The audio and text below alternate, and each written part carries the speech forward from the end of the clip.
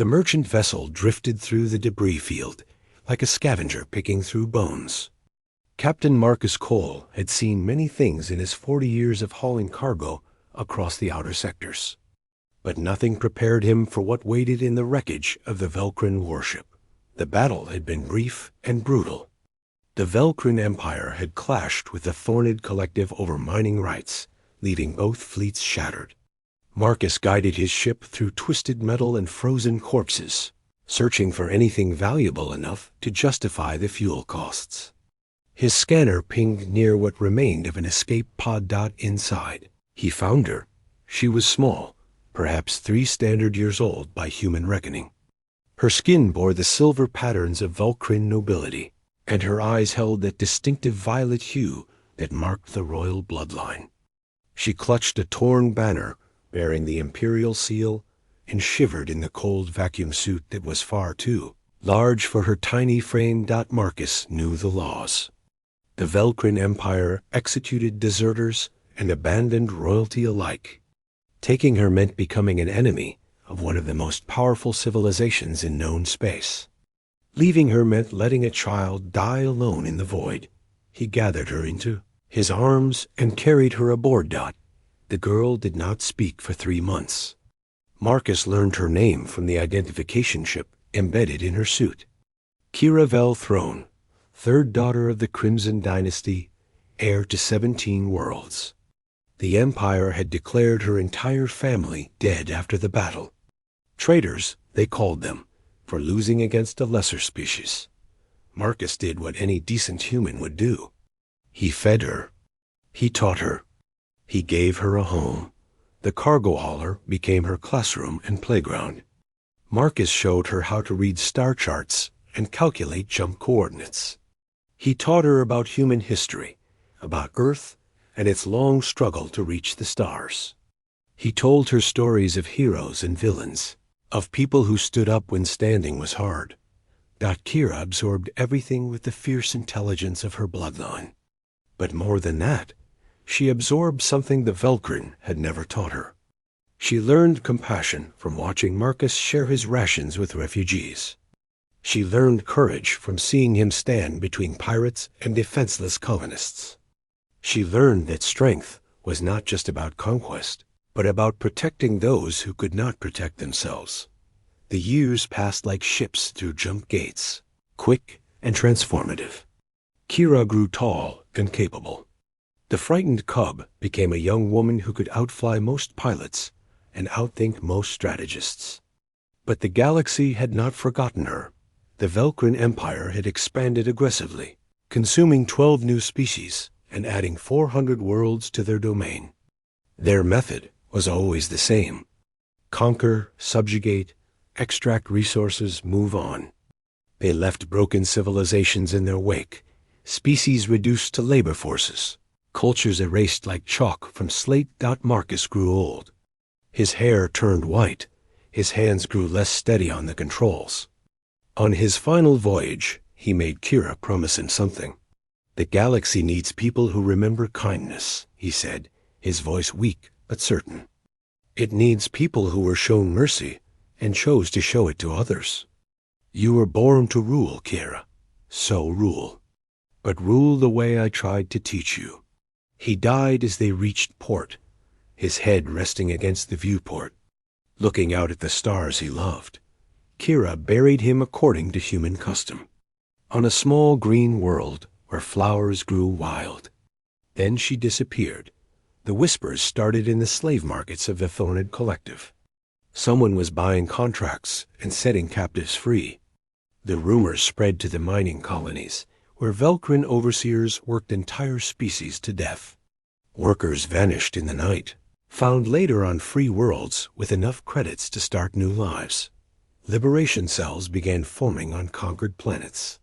They had no clear leadership, no obvious structure, but they all shared strange silver coins bearing a crest that looked like a torn banner being made whole.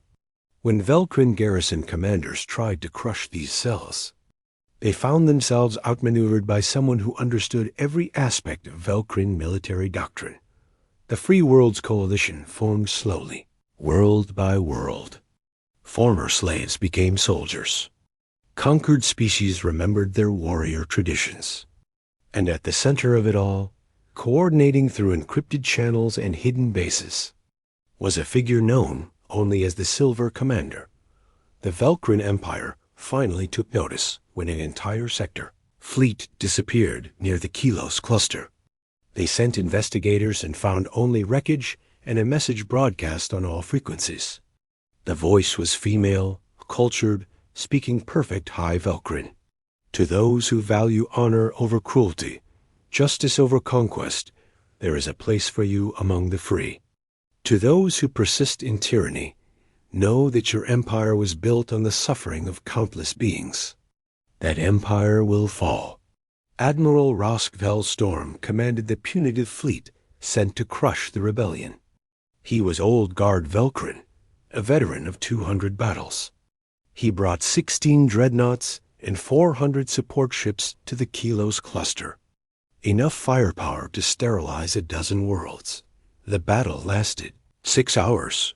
The Free World's fleet fought with a coordination that should have been impossible among so many different species. Human pilots flew alongside Thornid bombers and Velcrin defectors. They used tactics no single species would have conceived, blending the best of 100 different military traditions. When Admiral Rosk's flagship was crippled, his escape pod was tractored aboard the enemy command ship. He prepared for execution or torture, the fate he had delivered to countless enemies. Instead, he found himself in a chamber decorated with maps of the galaxy, marked not with conquest routes, but with trade corridors and cultural exchanges. And standing before him, wearing armor that mixed Velcrin royal design with human practical engineering, was a woman he recognized from ancient files. Kiravel Throne, he whispered. The third daughter. You were dead?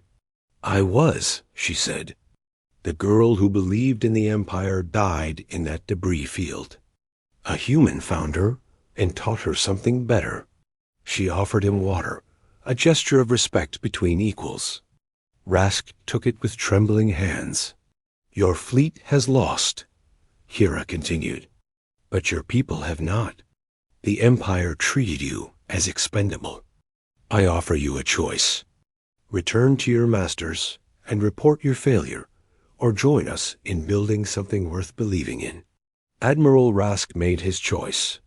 So did his officers. So did 3/4 of his crews. The war that followed was not the conquest the Velcrin Empire expected. It was a war of liberation, where every victory brought new allies instead of new subjects.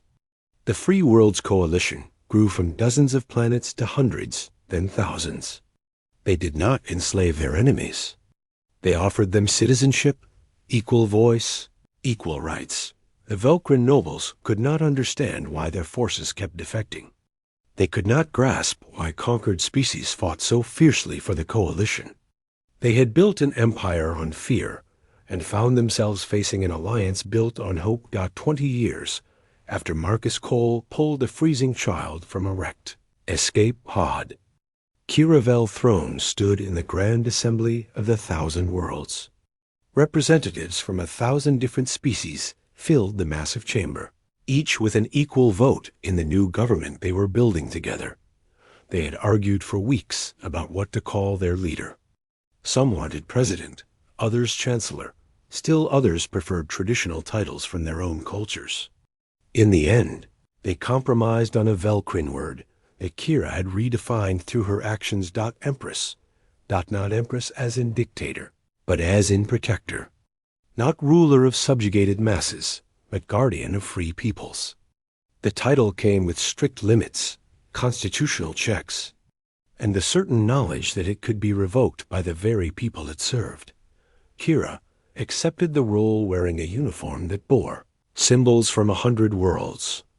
But on her breast pocket, where military medals would traditionally hang, she wore a simple name tag.